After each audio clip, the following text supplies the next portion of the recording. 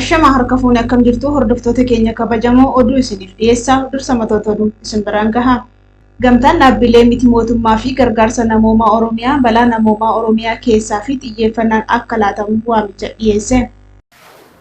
Miseensonni raayyaa ittisa Impaayera Itoophiyaa 5 baha Shaggarii fi Qeellam Wallaggaatti waraana bilisummaa Oromootti harka laatanii.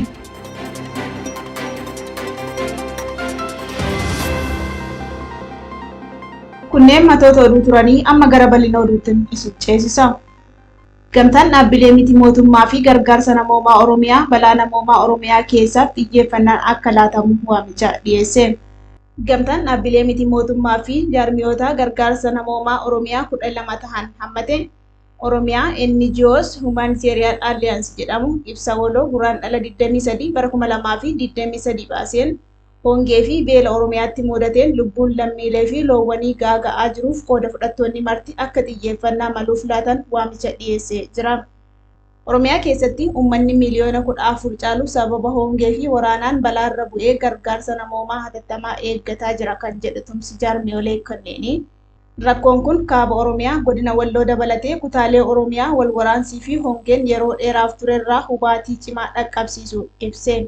Oromiyaa keessatti uummanni miliyoona 3 fi 700 ta'u bishaan dhabee qaama bishaan dhiyeessuuf eeggataa akka jiru eeree qooda fudhattoonni gargaarsa namoomaa rakkoo uummanni keessa jiru kana gadi fageenyaan qorachuun uummata balaa hamaa jala jiru qaqqabuuf xiyyeeffannoon akka hojjetan waamicha dhiyeesse. Uummanni sababoota eeramaniin qe'ee isaanii irraa buqqaafaman bakka qubsumaa dabalatee gargaarsa nyaataa, meeshaalee qulqullinaa, tajaajila fayyaa fi barnoota barbaadu jedhe. Booranatti waqtii roobaa 5f roobni walitti fufiinsaan dhabamuu hordofee yoo xiqqaate horiin hawaasichaa harka 100 keessaa 46 ta'an dhumuu maatii hedduun qabeenya horii isaa guutuutti dhabuu fi haalli hawaasichaa mudatee jiru gara balaa lubbuu namaa gaaga'utti ceehee jiraachuu ibse gamtaan dhaabbilee miti mootummaa fi jaarmiyoota gargaarsa namoomaa Oromiyaa. Hongeen naannichatti mudate seenaa keessatti isa hammaataadha kan jedhe gamtichi.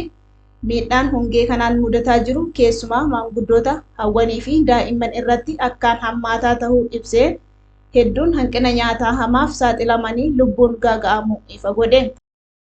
Waldaa Gargaarsa Oromoo Ooraa, Halchisoo Paastoraalist App, Waldaa Ogeeyyii Fayyaa Oromiyaa, Faawundeeshinii Waaqoo Guutuu fi Jaarmiyaa Gargaarsa Namoomaa Caayaa dabalatee dhaabbilee miti mootummaa fi namoomaa Oromiyaa 12 walitti dhufuun waamicha taasisan kanaan yeroon gamtaadhaan hawaasa miidhameef birmachuun lubbuu baraaru akkasumas nagaa buusuuf waloon hiriiru amma jedhani.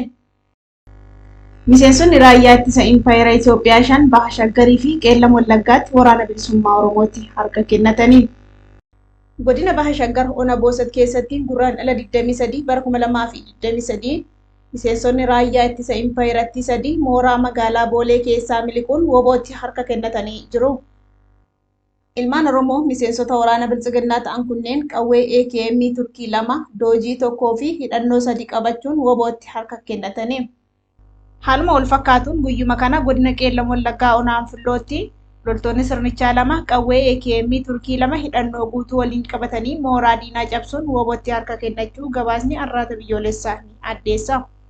Loltoonni kunneenis gochaa dabaa sirnichi uummata Oromoo irratti raawwachaa jiru balaaleffachuun ilmaan Oromoo achi keessatti hafanii biltsiginnaaf qawwee baatanii lammii isaanii gabrummaa jala tursuuf hojjetaa jiran gara qabsoo saba isaaniitti dhufuun akka gooticha waraana bilisummaa Oromoo waliin falmaa finiinsan dhaamsa dabarsanii.